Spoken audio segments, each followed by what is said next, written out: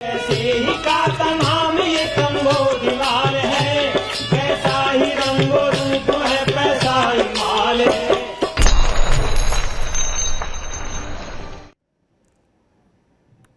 नमस्कार, मैं हूं शुभम शंकधर। आप देख रहे हैं मनी 9। समय हो गया है मनी सेंट्रल का। मेरे साथ स्टूडियो में मनी 9 के एडिटर अंशुमान तिवारी जी जुड़ गए हैं। सर, बहुत स्वागत है आपका। आज की सबसे बड़ी खबर जिस पर विस्तार से चर्चा होगी। शुभम, मनी सेंट्रल में आपका भी स्वागत है और सारे दर्शकों का भी स्वागत है। आज खबरों का के कई सारे आयाम हैं, पर सबसे महत्वपूर्ण खबर हमारे पास फिर तेल बाजार से है। और दूसरी चीज़ हमें जानने की कोशिश करेंगे कि कल रिजर्व बैंक ने रुपए की कीमत में गिरावट रोकने के लिए जो कदम उठाए थे, उनका उतना असर क्यों दिखाई नहीं दिया। बिल्कुल, इसके अलावा भी बहुत सारे ऐसे मुद्दे हैं जो आज मनी सेंट्रल का हिस्सा हैं। उसके लिए देखते हैं ऑन द शो। शुरुआत आज होगी आटा, मैदा, सूजी के निर्यात पर क्यों हुई सख्ती। इसके बाद चर्चा होगी रुपए पर क्यों नहीं हुआ आरबीआई के कदमों का असर। भारत में फिनटेक कंपनियां कर रही थी फ्रॉड। कैसे फ्रॉड कर रही थी, ये पूरा मामला समझेंगे। क्यों बैठ रही है स्टार्टअप क्रांति। क्या कच्चे तेल के भाव पर लग पाएगी पाबंदी। और बाजार में कब कम होंगे खाद्य तेल के भाव। सरकार कह रही है, इंडस्ट्री कह रही है, लेकिन बड़ा सवाल यह है कि बाजार में खाने के तेल की कीमतें कब कम होंगी। इस पर हम चर्चा करेंगे अंशुमान जी से। शुरुआत, गेहूं निर्यात पर लगाम के बाद अब सरकार ने आटा, मैदा और सूजी जैसे उत्पादों के निर्यात पर भी सख्ती की है। अब इनके निर्यात से पहले अंतर मंत्रालय कमेटी से मंजूरी लेना जरूरी होगा। इस संबंध में बुधवार को विदेश व्यापार महानिदेशालय की तरफ से अधिसूचना जारी कर दी गई है। केंद्र सरकार ने 13 मई को गेहूं के निर्यात पर प्रतिबंध लगाया था, लेकिन उसके बाद भी गेहूं से बने उत्पादों के निर्यात में जोरदार बढ़ोतरी देखने को मिली थी। सर, क्यों उठाना पड़ा सरकार को अब ये कदम। शुभम, एक्सपोर्ट्स को लेकर, खासतौर से फूड प्रोडक्ट्स के एक्सपोर्ट को लेकर हम एक बिल्कुल नए किस्म का फ्रेमवर्क आता हुआ देख रहे हैं। भारत में अभी तक इससे पहले ऐसा नहीं हुआ कि आपके किसी भी चीज़ का निर्यात करने के लिए सरकार से मंजूरी लेनी पड़े। या तो निर्यात प्रतिबंधित होता था या निर्यात फ्री होता था। इनके बीच की परिस्थिति नहीं थी कि हर कंसाइनमेंट से पहले आपको सरकार के पास जाकर मंजूरी लेनी पड़े। पर गेहूँ के निर्यात को लेकर सरकार ने पहले उसे खोला, बढ़ावा दिया और उसे रोका। उसके बाद से हम लगातार देख रहे हैं कि वीट और वीट प्रोडक्ट्स को लेकर सरकार की आशंका, चिंता और बेचैनी बढ़ रही है। और उसी का नतीजा है कि एक तरफ एक कहा जा रहा है कि इसका निर्यात प्रतिबंधित नहीं है आटे और गेहूं से बने उत्पादों का, लेकिन निर्यात से पहले सरकार से मंजूरी लेनी पड़ेगी। पूरी कोशिश ये है, 2-3 महत्वपूर्ण चीज़ें इसमें समझना ज़रूरी है। देश में गेहूं का भंडार कम है, इसलिए इस बार एफसीआई ओपन मार्केट में सेल करने नहीं जा रहा है। गेहूं का निर्यात तो पूरी तरह प्रतिबंधित है ही। और इसके अलावा जब तक रबी की अगली फसल नहीं आ जाती और खरीफ की फसल को लेकर पूरी तरह आश्वस्ति नहीं हो जाती मानसून के उतार चढ़ाव के बीच में, तब तक सरकार किसी भी तरह का जोखिम नहीं लेना चाहती है। बाजार में कीमतें वैसे ही काफ़ी कुछ ज़्यादा बढ़ चुकी हैं खाद्य उत्पादों की और खाद्य महंगाई की, उसमें और ज़्यादा बढ़ोतरी ना हो, इसलिए ये प्रयास किया गया। पर ये इसमें ब्यूरोक्रेसी और इंस्पेक्टर राज बढ़ने का खतरा है और निर्यातकों के लिए हैसल होगी। निर्यातकों के लिए बहुत आसान नहीं होगा कि वो बार बार एक एक कंसाइनमेंट के लिए मंजूरी ले। लेकिन फिलहाल सरकार की चिंता घरेलू बाजार में कीमतें हैं। सर, कीमतों पर असर दिखेगा फिर इस कदम का। कीमतें बढ़ेंगी तो नहीं, कम होने की संभावना आमतौर पर महंगाई की में कमी की या कीमतों में कमी की संभावना नहीं दिखती। और ख़ास तौर से जो शॉर्टेजेस हैं मार्केट में वो तो कम नहीं हो जाएंगी, क्योंकि जो गेहूं की शॉर्टेज है वो तो अगले साल ही पूरी होगी। लेकिन इस कोशिश से कम जो गैर ज़रूरी किस्म का निर्यात है या जिस निर्यात से देश में कमी हो सकती है, उस पर तो दबाव बनेगा ही। लेकिन कीमतें कितनी कम होंगी ये हमको अगले 1-2 महीने में थोक और खुदरा महंगाई की सूचकांक जब सामने आएंगे तब उनसे थोड़ा बहुत जानकारी मिलेगी कि क्या इन कदमों का वास्तव में कोई असर हुआ या ये निर्यात रोककर निर्यातकों को निर्यात के अवसर ही गंवा दिए गए। बिल्कुल, यानी कि असली असर तो तब पता चलेगा जब आप और हम बाजार में सामान खरीदने जाएंगे, वहाँ क्या कुछ कमी देखने को मिली, तब ये असली बात पता चलेगी कि इस कदम का कितना असर हुआ। रुपए की गिरावट थामने और फॉरेक्स रिजर्व को सहारा देने के लिए भारतीय रिजर्व बैंक ने बुधवार को 5 बड़े कदमों का ऐलान किया। यह ऐलान देश में डॉलर की आपूर्ति बढ़ाने से जुड़े थे। इनमें विदेशी निवेश और कर्ज से जुड़े नियमों में ढील दी गई थी। इन कदमों का लंबे समय में भले असर दिखे, लेकिन तत्काल रुपए को सहारा देने में ये नाकाम रहे। गुरुवार को डॉलर के मुकाबले रुपया 12 पैसे की गिरावट के साथ खुला और इस वक्त दिन के निचले स्तर पर कारोबार कर रहा है। सर, क्यों नहीं हुआ इन कदमों का असर। बड़ी उम्मीद थी कि फॉरेक्स रिजर्व को सहारा मिलेगा, रुपए को भी सहारा देंगे, लेकिन अगले दिन तो ऐसी कोई बात नहीं दिखी। शुभम, कल भी हमें इस बात की संभावना लग रही थी और कल हम लोग इस फैसले के बाद जब मनी 9 पर इसका क्विक रिएक्शन एनालिसिस कर रहे थे, उस समय भी संभावना लग रही थी कि ये कदम, पहली चीज़ तो ये कि रुपए की गिरावट को तत्काल थामने की दृष्टि से बेहद महत्वपूर्ण नहीं है। किसी को ये पता नहीं है कि इनकी मदद से इंक्रीमेंटल फॉरेक्स इनफ्लो यानी बढ़ने वाला फॉरेक्स कितना होगा, क्योंकि रिजर्व बैंक के पास भी कोई आंकड़ा नहीं कि इन कदमों से तत्काल 5 billion, 6 billion, 7 billion, 10 billion dollar Bharat में आना शुरू होंगे।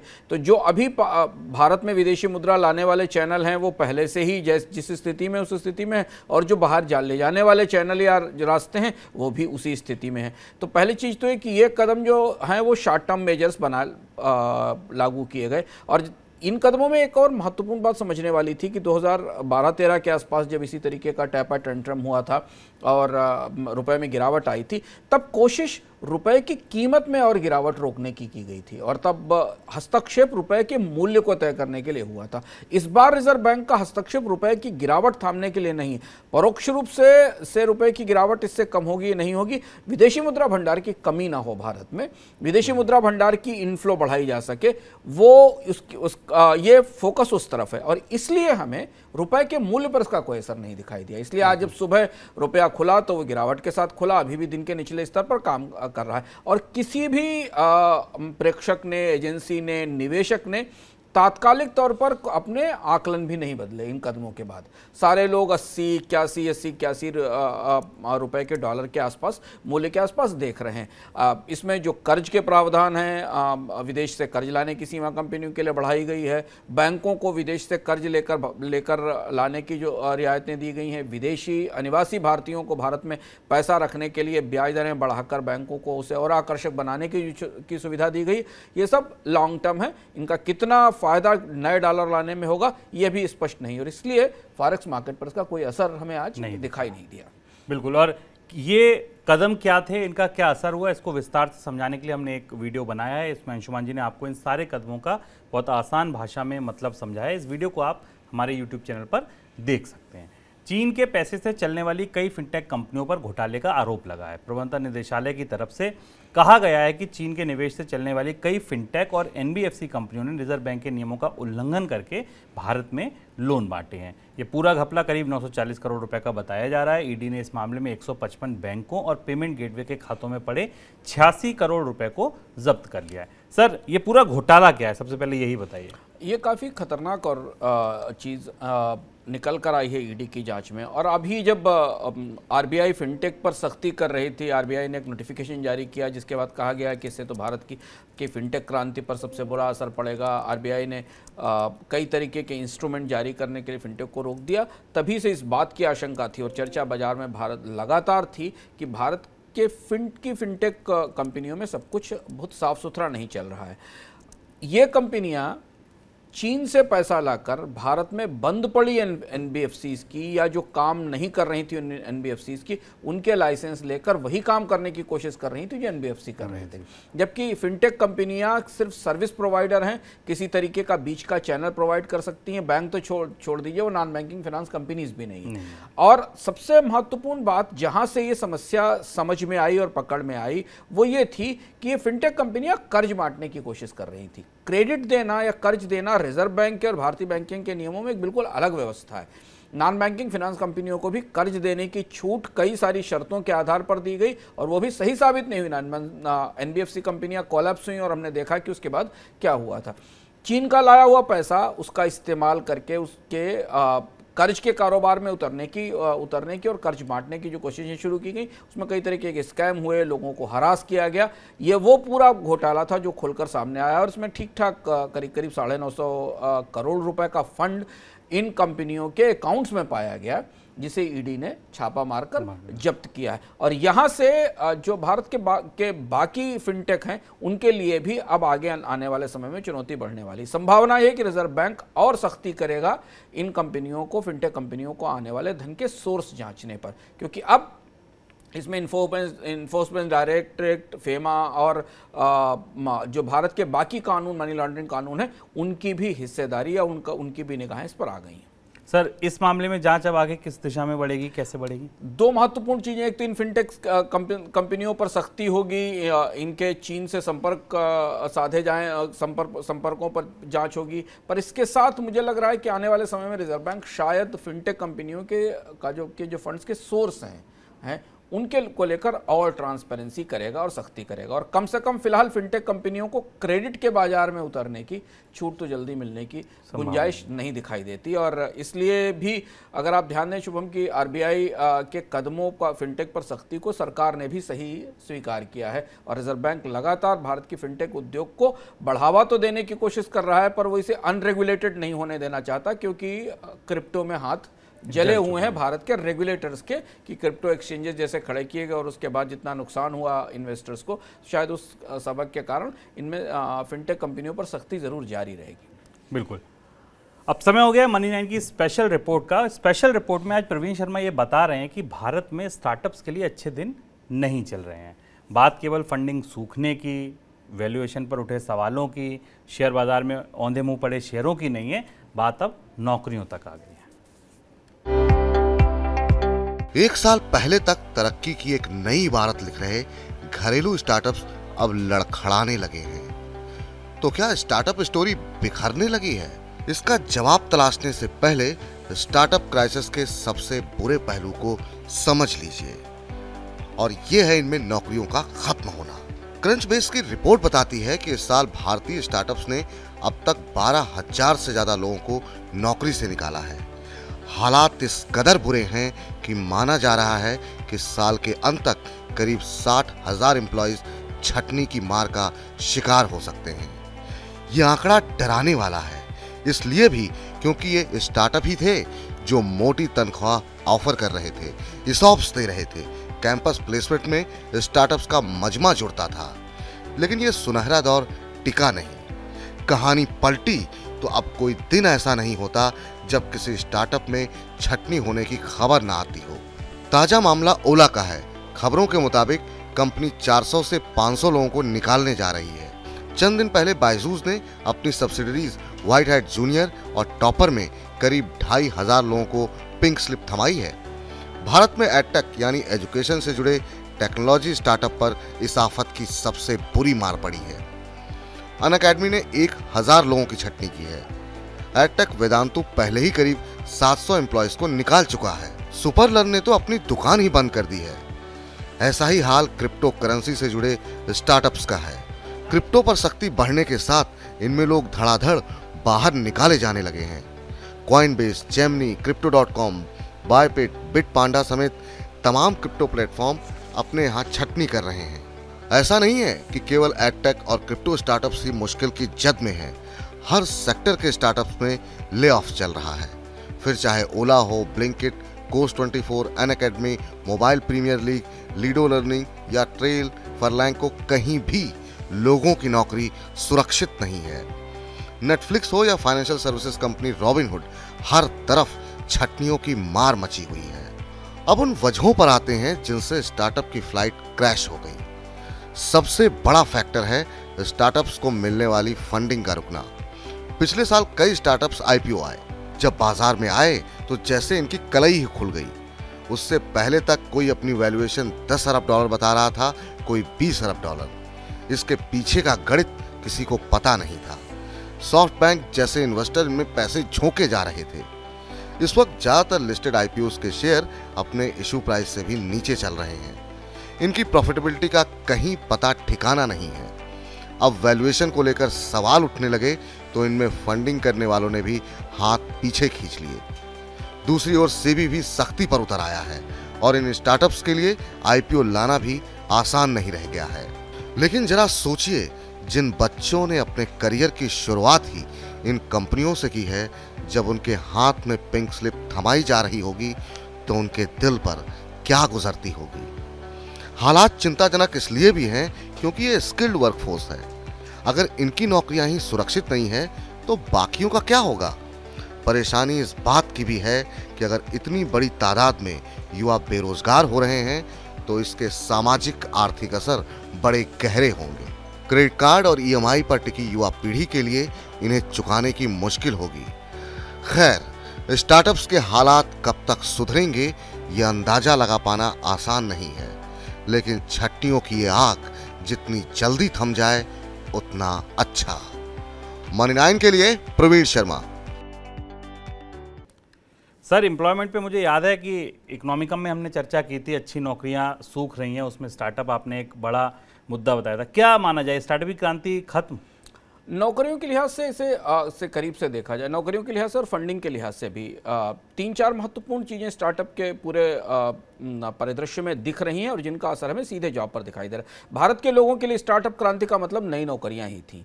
इसके अलावा स्टार्टअप क्रांति का जो भी मतलब तकनीक के तौर पर था, सेवाओं के तौर पर था, ये एक छोटे से हिस्से के लिए था, भारत के 10 करोड़ 12 करोड़ कंज्यूमर क्लास के लिए था। लेकिन ज़्यादातर नए लोग जिन्हें ये लग रहा था कि IT नौकरियों का एक पिछला पुराना दौर जो खत्म हो चुका है वो शायद स्टार्टअप्स के साथ लौट आएगा, क्योंकि भारत में में सबसे ज़्यादा नौकरियां IT इंडस्ट्री और बैंकिंग फाइनेंस इंडस्ट्री से आती हैं, तो लौट आएगा। उन्हें ऐसा लग रहा था कि स्टार्टअप उनके लिए नया रास्ता बनकर उभरे। 2-3 बड़े घटनाक्रम पिछले 1 साल के भीतर हुए जिनका असर हमें अंततः जॉब्स पर सीधे दिखाई देता है। पहली चीज तो ये कि स्टार्टअप्स को आने वाली फंडिंग में गिरावट आई और उसमें भी वो फंडिंग कम हुई है जो फंडिंग बीच में स्टार्टअप को मिलती है। सीड फंडिंग नहीं, बल्कि कारोबार को बढ़ाने के लिए, विस्तार करने के लिए, टेक्नोलॉजी में इन्वेस्टमेंट करने के लिए, टेक ओवर करने के लिए, अपने कॉम्पिटिटर से आगे निकलने के लिए जिस पूंजी की जरूरत होती वो पूंजी सिकुड़ गई। वो इसलिए सिकुड़ गई क्योंकि ये पैसा पहले अब जब आ रहा था तब अंतर्राष्ट्रीय बाजार में ब्याज दरें कम थी। अब जैसे जैसे कॉस्ट बढ़ना शुरू हुई है तो जितने भी बिजनेस सस्ती पूंजी या सस्ती मनी के साथ या चीप मनी के साथ शुरू किए गए थे, उन सब में फंड की क्राइसिस है। तो ये प्रॉब्लम आप टेस्ला की भी है, ये प्रॉब्लम दुनिया के क्रिप्टो मार्केट की भी है और ये प्रॉब्लम भारत के स्टार्टअप्स की भी है कि उनके पास पूंजी की कमी लगातार कम होती जा रही। तो एक तो महत्वपूर्ण बात है और इसलिए जो भी स्टार्टअप में काम कर रहे हैं उनके लिए लगातार खतरा बना रहेगा कि आने वाले समय में नौकरियां जाएंगी। 12,000 नौकरियां गई हैं ऐसा ये जो रिपोर्ट बता रही। दूसरी चीज़ है कि भारत में कोविड के 2 साल के दौरान सबसे ज़्यादा ग्रोथ या सबसे ज़्यादा नौकरियां या सबसे ज़्यादा निवेश आया था 2 सेक्टर में, 2 स्टार्टअप्स की ब्रांचेस में। एक था एडटेक और दूसरा था फिनटेक, यानी शिक्षा को ऑनलाइन शिक्षा देने वाले स्टार्टअप्स और वित्तीय ट्रांजैक्शंस देने वाले स्टार्टअप। फिनटेक की क्या हालत है, इस पर इसी कार्यक्रम में हमने चर्चा की है कि रिजर्व बैंक का फिनटेक कंपनियों पर सख्ती कर रहा है क्योंकि वहाँ बहुत सारी गंदी मछली, खराब मछलियाँ थी जिन्होंने इस पूरे तालाब में बहुत सारी गंदगी फैला दी और रिजर्व बैंक के चाहता नहीं है कि फिनटेक में और ज़्यादा समस्या आए। और एडटेक का मार्केट कोविड खत्म होते ही खत्म हो गया। तो वो जो कोविड डिमांड बूम के साथ आए हुए स्टार्टअप्स थे, चाहे वो एंटरटेनमेंट स्टार्टअप हो चाहे एडुटेक स्टार्टअप हो, वो बाहर निकल गए और इसलिए सबसे ज़्यादा नौकरियों में कमी हमें दिखाई दे रही है उन कंपनियों में, वेदांत चाहे वो बायजूस हो या वेदंतु हो या अनअकैडमी हो, जो दरअसल इनको लग रहा था कि भारत में अगर कोविड लंबा खिंचा और स्कूलों में बच्चे वापस नहीं आए तो ऑनलाइन पढ़ाई चलती रहेगी। तो बिजनेस मॉडल भी टूट गए, रेगुलेटरी मॉडल भी तेजी से बदला भारत में। और फिर इसके अलावा स्टार्टअप को लेकर भारत के रेगुलेटर सब बहुत ज़्यादा आश्वस्त नहीं है। नहीं RBI की बात सुनिए, सेबी की बात सुनिए, सारे कह रहे हैं कि भारत के स्टार्टअप्स में कुछ चीज़ें ठीक नहीं है। तो एक तो रेगुलेटरी मॉडल बदला, दूसरा फाइनेंसिंग और जो कैपिटल आती थी वो भी श्रिंक हुई और मार्केट में भी रिस्ट्रक्चरिंग हुई। उसका असर हमें स्टार्टअप पे दिख रहा है। बिल्कुल। मंगलवार को ईडी ने चीन की मोबाइल कंपनी वीवो के 44 ठिकानों पर देश भर में छापेमारी की थी। ईडी ने छापेमारी के बाद वीवो के कंपनी के 2 निदेशक भारत से बाहर भाग गए, ऐसी अटकलें लगाई जा रही हैं। इस दौरान चीन की तरफ से भी बयान जारी करके कहा गया है कि उसे उम्मीद है कि भारत वीवो पर अपने कानून के तहत निष्पक्ष जांच करेगा। सर, ये वीवो का पूरा मामला क्या है? वीवो पर आरोप है और वीवो के पर जब कल छापेमारी हुई उसके बाद चीन की सरकार के तरफ से भी अधिकृत बयान जारी किया गया और ये कहा गया कि भारत में इन वीवो कंपनी और इसके कर्मचारियों और अधिकारियों के खिलाफ पारदर्शिता में पारदर्शी ढंग से कार्रवाई होनी चाहिए। समस्या यहाँ वीवो के साथ ये है कि वीवो के करीब 44 ठिकानों पर छापेमारी हुई है। वीवो के ऊपर पर आरोप ये है, जिस पर जो मनी लॉन्ड्रिंग का केस बना है, वो ये कि वीवो ने करीब 5,000 करोड़ रुपए के आसपास का पैसा अवैध रूप से भारत से बाहर चीन में भेजा है। इस तरीके के आरोप वीवो पर हैं और इसलिए इससे पहले भी चीनी मोबाइल कंपनियों पर ईडी और इनकम टैक्स की सख्ती चलती रही है। लेकिन ये सबसे बड़ी कार्रवाई थी और इस कार्रवाई में हमें जिस तरीके की खबरें आई कल शाम को कि कंपनी के अधिकारी देश छोड़कर चले गए, भारत छोड़कर चले गए, इसका असर हमें मोबाइल बाजार पर दिखाई देगा। ईडी जब विस्तार से बताएगी और पता चलेगा कि दरअसल भारत में चीनी कंपनियां भारत में मोबाइल बनाने के साथ और क्या ऐसा कर रही थी जो गैर कानूनी था, तो हमें और इसके बारे में विस्तार से पता चलेगा। क्रूड ऑयल से रूस को हो रही कमाई पर अंकुश लगाने के लिए अमेरिका और उसके सहयोगी देश रूसी तेल के भाव को नियंत्रित करने की योजना बना रहे हैं। इससे पहले G7 देश भी रूसी तेल के भाव को नियंत्रित करने पर सहमत हुए हैं। इस बीच खबरें ये भी हैं कि भारत इस पक्ष में नहीं है कि भाव पर कोई कैपिंग की जाए। भारत का मानना है कि कैपिंग लगने पर रूस से तेल की सप्लाई रुक जाएगी, जिस वजह से ग्लोबल मंदी की आशंका और गहरी हो जाएगी। सर, कैपिंग की बात लंबे समय से चल रही है, काफ़ी दिन हो गए, कहाँ तक पहुंची ये बात, क्या तैयारियां हैं? 2-3 महत्वपूर्ण घटनाक्रम इस कैपिंग के परिप्रेक्ष्य में पिछले 24-48 घंटों में हमारे सामने आए हैं। पहली चीज़ तो ये कि ऐसा माना जा रहा है कि G7 देशों ने और अमेरिका ने मिलकर रूस के तेल पर 40 से $60 प्रति बैरल की कैपिंग करने का प्रस्ताव आगे बढ़ाया है। यानी इस कीमत तक ही रूस का तेल बिकेगा। जैसा हम इससे पहले भी मनी सेंट्रल में चर्चा कर चुके हैं, इस कैपिंग की पूरी कोशिश ये है कि बाजार में रूस का तेल आने भी दिया जाए, पर रूस को इतनी कमाई ना होने दी जाए कि वो युद्ध को फिनांस कर सके। ये एक अजीब सी पैराडॉक्सिकल या एक दूसरे से अंतर्विरोधी रणनीति है, पर G7 देश और अमेरिका मिलकर इसे लागू करने की कोशिश कर रहे हैं। कहा जा रहा है कि ये सुझाव अमेरिकी वित्त मंत्री जेनेट येलेन का था कि उन्होंने ये प्रस्ताव दिया था कि कुछ इस तरीके की रणनीति बनाई जाए जिसमें अंतर्राष्ट्रीय बाजार में तेल की कमी ना हो, क्योंकि कीमतें लगातार बढ़ रही हैं कच्चे तेल की और उन पर दबाव कम करना ज़रूरी है, और दूसरी तरफ रूस को पैसा भी ना मिले। तो $40 से $60 पर बैरल की शायद रेंज तय की जा सकती है कि रूस इससे महंगा तेल नहीं बेच पाएगा, रूस को अधिकतम इस कीमत का तेल बेचना पड़ेगा। अभी जो बाजार में स्थिति है उस हिसाब से रूस का तेल वैसे भी डिस्काउंट पर बिक रहा है। सामान्य ब्रेंट से $80 से $85 के आसपास रूस का तेल अंतर्राष्ट्रीय बाजार में डिस्काउंट पर पहले से ही मिल रहा है, ब्रेंट की तुलना में जिन लोगों को खरीदने की छूट है, और उससे भी और नीचे की कीमत पर भारत और चीन जैसे देश आयात कर रहे हैं। तो ये सहमति तो बनती दिखाई दे रही, पर ये कितना व्यवहारिक रूप से लागू हो पाएगा, इसको लेकर बाजार में काफ़ी उथल पुथल और काफ़ी ऊहापोह है। और ये ऊहापोह इस बात को लेकर है शुभम कि इसको लागू करने का जो रास्ता है वो यही है, क्या रास्ता हो सकता है उसका, और क्या इस प्रतिबंध को लागू करने का रूस कैसे रिएक्ट करेगा। सर, भारत इस पक्ष में क्यों नहीं है? भारत क्या बात कहना चाह रहा है? भारत इस पक्ष में इस वजह से नहीं है क्योंकि भारत स्वाभाविक रूप से, भारत और चीन जैसे देश जिन्होंने रूस के सस्ते कच्चे तेल का इतना फायदा उठाया पिछले 2-3 महीनों में कि भारत को अपनी कंपनियों पर उस कमाई को लेकर विंडफॉल टैक्स लगाना पड़ा, तो भारत के लिए सस्ता कच्चा तेल खरीदने का विकल्प सीमित हो जाएगा। दूसरी बड़ी चुनौती इस बात की यह भी है कि अंतर्राष्ट्रीय बाजार में अगर रिएक्शन हुआ इस फैसले का तो भारत जैसे देशों के लिए कच्चे तेल की कीमतें और ज़्यादा बढ़ जाएंगी। बिल्कुल। सर, फिर क्रूड का आउटलुक क्या देखा जाए? क्रूड का आउटलुक इस फैसले की रोशनी में 2-3 चीज़ों का संकेत मिल रहा है। पहली चीज़ तो ये कि दुनिया में किसी को ये नहीं पता कि ये प्रतिबंध लागू कैसे होगा, और इसे लागू करने में इतने सारे स्टेक होल्डर्स हैं, वैसे कैसे काम करेंगे। कोशिशें की जा रही है कि इसमें जो फिनांसर, जो शिपिंग कंपनियां और इंश्योरेंस कंपनियां, उनको बीच में लाया जाए।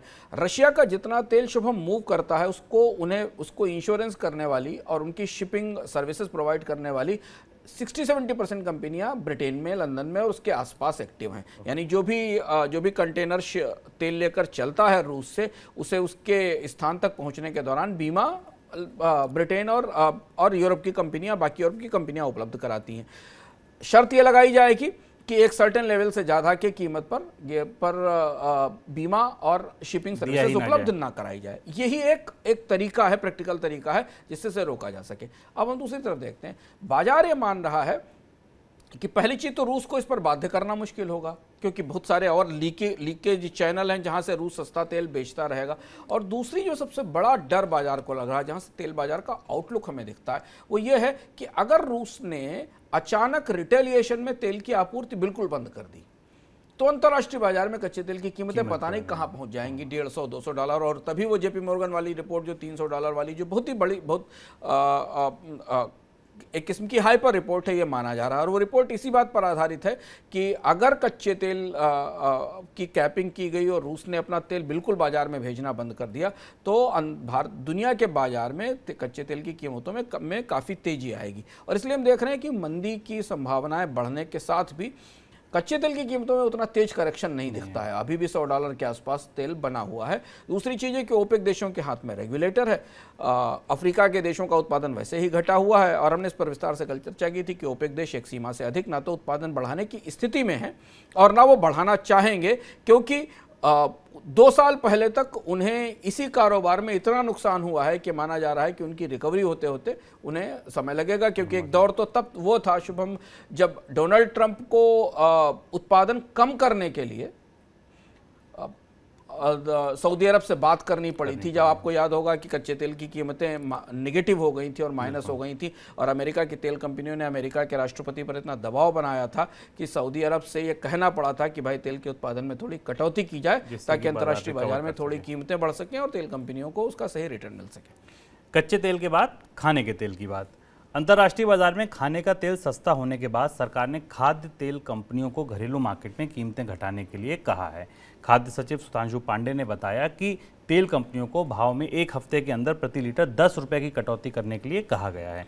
देश में खाने के तेल की 60 से 65% ज़रूरत जितनी है उसका आयात विदेश से होता है और हाल के दिनों में विदेशी बाजार में खाद्य तेल की कीमतों में भारी गिरावट आई है। इसी की वजह से सरकार की तरफ से इंडस्ट्री पर यह दबाव बनाया जा रहा है कि वो भी अपने प्रोडक्ट में 10 रुपये प्रति लीटर की कमी करें। सर, इसका महंगाई पर असर होगा? महंगाई पर असर इस बात पर होगा कि कंपनियां कितनी कटौती करती हैं। अगर आप पूरे एडिबल ऑयल मार्केट को करीब से देखें तो पाम को छोड़कर केवल पाम ऑयल की कीमतों में तो हमें तेज कमी दिखाई देती है और वो अंतर्राष्ट्रीय बाजार के कारण इंडोनेशिया बाजारों में दिखती है। करीब 155 से 145 के आसपास रुपए प्रति लीटर के हिसाब का रेट है। लेकिन अगर आप ग्राउंड नट को देखें, मस्टर्ड देखें, सोयाबीन देखें तो इन तेलों की कीमतों में उतनी तेज कमी नहीं आई है। तो अब तेल कंपनियों पर सरकार का दबाव काफ़ी ज़्यादा है। एक बैठक भी बुलाई थी खाद्य मंत्रालय ने और उसमें कंपनियों से कहा था अगर वो 7 से 8 या 10 रुपए कमी करती हैं तो इसका तेल की खुदरा कीमत पर तात्कालिक तौर पर असर दिखाई देगा। महंगाई के आंकड़े में भी ये शायद रिफ्लेक्ट हो, लेकिन हमें ध्यान रखना जरूरी है कि ये कमी उस बढ़ोतरी के मुकाबले काफ़ी कम है जो अभी तक हो चुकी है। यानी अगर आप पिछले साल की तुलना में खाद्य तेल की कीमतों को देखें और उस स्तर पर पहुंचने के लिए कंपनियों को खासी कटौती करनी पड़ेगी और वो शायद वो नहीं करेंगी क्योंकि उसके बहुत सारी वजह हैं। एक चीज़ हमें यहाँ और ध्यान रखनी चाहिए कि अंतर्राष्ट्रीय बाजार में से आयात होने वाली चीज़ों की कीमतों में अंतर्राष्ट्रीय बाजार में कमी मंदी की वजह से भारत को बहुत ज़्यादा लाभ नहीं देगी क्योंकि भारत का रुपया उससे ज़्यादा गिरा हुआ है। तो जितनी कमी अंतर्राष्ट्रीय बाजार में धातुओं, तेल या खाद्य उत्पादों की कीमतों में आ रही है वो काफ़ी हद तक बैलेंस हो जाती है भारत में रुपए की कमज़ोरी के कारण जो अभी भी कमज़ोर है। तो इसलिए अंतर्राष्ट्रीय बाजार में धातुओं और बाकी कीमतों में कमी का सीमित असर दिखाई देगा और यही वजह है कि सरकार को कंपनियों पर सख्ती करनी पड़ रही है। उन्हें अपने आप वो कीमतें कम करने को तैयार नहीं है। बिल्कुल, तो ये था हमारा आज का मनी सेंट्रल। उम्मीद है आपको पसंद आया होगा। सर, बहुत शुक्रिया आपका साथ जुड़ने के लिए, खबरों पर टिप्पणी के लिए। कल फिर मुलाकात होगी आपसे शाम 7 बजे। तब तक के लिए नमस्कार।